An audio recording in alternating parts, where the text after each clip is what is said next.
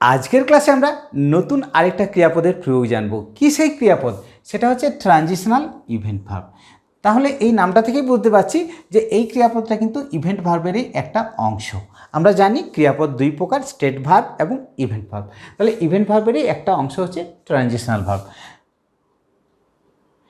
Transition মানেই পরিবর্তন বা রূপান্তর, কিন্তু ট্রানজিশনাল যার অর্থ পরিবর্তনকালীন বা পরিবর্তন সূচক। তাহলে এক্ষেত্রে এমন কিছু ক্রিয়াপদের প্রয়োগ পাবো যেক্ষেত্রে দেখা যাবে যে কোনো একটা সাবজেক্টের একটা অবস্থা থেকে আরেকটা অবস্থায় যাওয়ার পূর্ব মুহূর্তটা বা অবস্থাটা বর্ণনা করবে। কীরকম? The men is dying. এটা দেখে বুঝতে পারছি যে লোকটা মারা যাচ্ছে। আমরা কি বলতে পারি দ্য মেন ডাইড?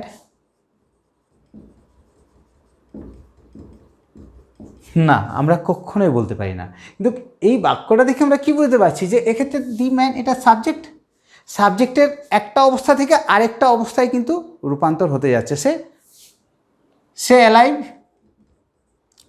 সেখান থেকে কোথায় যাচ্ছে? ডেথ। অর্থাৎ একটা স্টেট থেকে আরেকটা স্টেটে বা একটা স্টেজ থেকে আরেকটা স্টেজে একটা রূপান্তর ঘটছে। কিন্তু এই ডাইং শব্দটা বা ডাইং ক্রিয়াপদটা সেই মুহূর্তটাকেই ইন্ডিকেট করছে। অর্থাৎ তার যে পরিবর্তন ঘটবে সেই পরিবর্তনটা কিন্তু কে ইন্ডিকেট করছে? এই ডাইং, এবং এটা কন্টিনিউয়াস ফর্মে আছে, তাই তো? দ্বিতীয় বাক্যটা তো ঠিক একই ঘটনা, the plane is landing.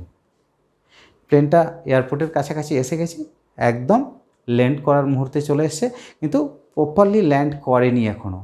The plane landed আমরা বলতে পারি না, প্লেন ল্যান্ডেড বা হ্যাজ ল্যান্ডেড আমরা বলতে পারি না। তাহলে প্লেনটা কী ছিল? গতিশীল ছিল, সেখান থেকে তার আরেকটা অবস্থায় কি আসছে? গতিহীনতা। অর্থাৎ সে ছিল ফ্লাইং মোডে, সেখান থেকে আসছে একটা জায়গায় স্ট্যাগন্যান্ট অবস্থায় থাকবে, অর্থাৎ একটা জায়গায় স্টপেজ নেবে, অর্থাৎ দাঁড়িয়ে থাকবে, সেটা ইন্ডিকেট করছে। তাহলে এক্ষেত্রে যে সাবজেক্টটা পাচ্ছি, এই সাবজেক্টের কি দেখছি? একটা অবস্থা থেকে আরেকটা অবস্থায় পরিবর্তনের মুহূর্তটা আমরা বুঝতে পারছি যে সে ফ্লাইংয়ে ছিল, সেখান থেকে সে ল্যান্ড করবে, একটা জায়গায় দাঁড়াবে, একটা জায়গায় স্থির হয়ে থাকবে। তাহলে একটা অবস্থা থেকে তার আরেকটা অবস্থায় রূপান্তর ঘটছে। এক্ষেত্রে এটা কোন ক্রিয়াপদ থেকে জানছি? এক্ষেত্রে এই ল্যান্ডিং এই ক্রিয়াপদটার থেকে জানতে পারছি, এবং কন্টিনিউয়াস আছে, তাই ইজ, এম আর, ওয়াজ ওয়ারের প্রয়োগ হয়েছে। 3 নম্বর বাক্যটাতে কী দেখছি? The train is stopping. প্ল্যাটফর্মের কাছাকাছি এসে গেছে, ট্রেনটা থামছে, কিন্তু ট্রেনটা থেমে যায়নি। ট্রেনটা গতিশীল ছিল, এক্ষেত্রেও ট্রেনটা গতিহীনতা আমরা লক্ষ্য করব। অর্থাৎ সে মুভমেন্ট অবস্থায় ছিল, সেখান থেকে সে স্ট্যাগন্যান্ট অবস্থায় চলে আসবে, অর্থাৎ দাঁড়িয়ে যাবে। এক্ষেত্রেও ট্রেনটার একটা অবস্থা থেকে আরেকটা অবস্থায় রূপান্তর ঘটছে, সেই অবস্থাটাও আমরা জানতে পারছি এই স্টপিং এই ক্রিয়াপদটার প্রয়োগ থেকে। 3টে বাক্যেই আমরা একটা জিনিস জানতে পারলাম যে একটা সাবজেক্টের একটা অবস্থা থেকে আরেকটা অবস্থায় রূপান্তর হচ্ছে, হয়ে কিন্তু যায়নি, তাই ট্রানজিশনাল ইভেন্ট ভার্ব। পরের বাক্যটাতে কি দেখছি? He is leaving the room. সে কিন্তু রুমটা লেফট করেনি। He has left the room আমরা বলতে পারি না, বা হি লেফট দ্য রুম বলতে পারি না, তো সে লেফট করার মুহূর্তেই আছে, যে কোনো সময় লিভ করবে, অর্থাৎ সে একটা জায়গা থেকে আরেকটা জায়গায় যাচ্ছে। তাহলে এক্ষেত্রেও একটা অবস্থা থেকে আরেকটা অবস্থা রূপান্তর।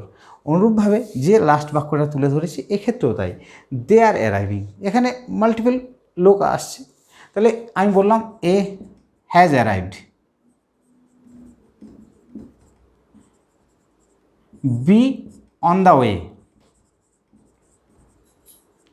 সি হয়তো জাস্ট বাইরে এসে গেছে। অনেকগুলো লোক আসছে, বিভিন্ন অবস্থায় আছে, কিন্তু তারা সবাই একসাথে এসে পৌঁছায়নি, তারা পৌঁছানোর অবস্থায় আছে, অর্থাৎ কেউ রাস্তায় আছে, কেউ এসে গেছে, কেউ বাইরে আছে। এতগুলো লোক কিন্তু একটা কন্টিনিউয়াস অবস্থা ইন্ডিকেট করছে, তাদের জার্নিটা কিন্তু শেষ হয়ে যায়নি। তারা এসে পৌঁছালে তখন সেটা আর বলা যেত না, কিন্তু তারা যেহেতু আসছে, একটা অবস্থা থেকে আরেকটা অবস্থায় ঘটবে রূপান্তর, তাহলে এই অ্যারাইভিং এক্ষেত্রেও এই ক্রিয়াপদটাকে আমরা কি বলবো? Transitional event verb. এছাড়াও আমরা ফল বা লুজ এই ক্রিয়াপদগুলোকেও আমরা ট্রানজিশনাল ইভেন্ট ভার্ব রূপে ব্যবহার করে থাকি।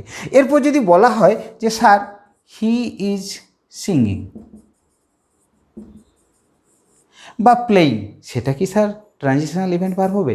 এই যে সিঙ্গিং, এটা কি একটা অবস্থা থেকে আরেকটা অবস্থায় যাওয়ার কথা বোঝাচ্ছে? না, এক্ষেত্রে সাবজেক্টের কিন্তু একটা অবস্থা থেকে আরেকটা অবস্থায় উত্তরণ ঘটছে না বা অবনমন ঘটছে না। তাহলে এই সিঙ্গিং এই ক্রিয়াপদটাকেও আমরা ট্রানজিশনাল ইভেন্ট ভার্ব রূপে ব্যবহার করতে পারি না। এছাড়াও আমরা যদি প্লেয়িং ক্রিয়াপদটাও ব্যবহার করি, সেই ক্রিয়াপদটাকেও কিন্তু আমরা ট্রানজিশনাল ইভেন্ট ভার্ব রূপে ব্যবহার করতে পারি না। তাহলে এই উদাহরণগুলো থেকে একটা জিনিস আমরা সহজেই বুঝতে পারি যে সব ট্রানজিশনাল ইভেন্ট ভার্বই কিন্তু ইভেন্ট ভার্ব, তো সমস্ত ইভেন্ট ভার্বকেই আমরা ট্রানজিশনাল ইভেন্ট ভার্ব বলতে পারি না।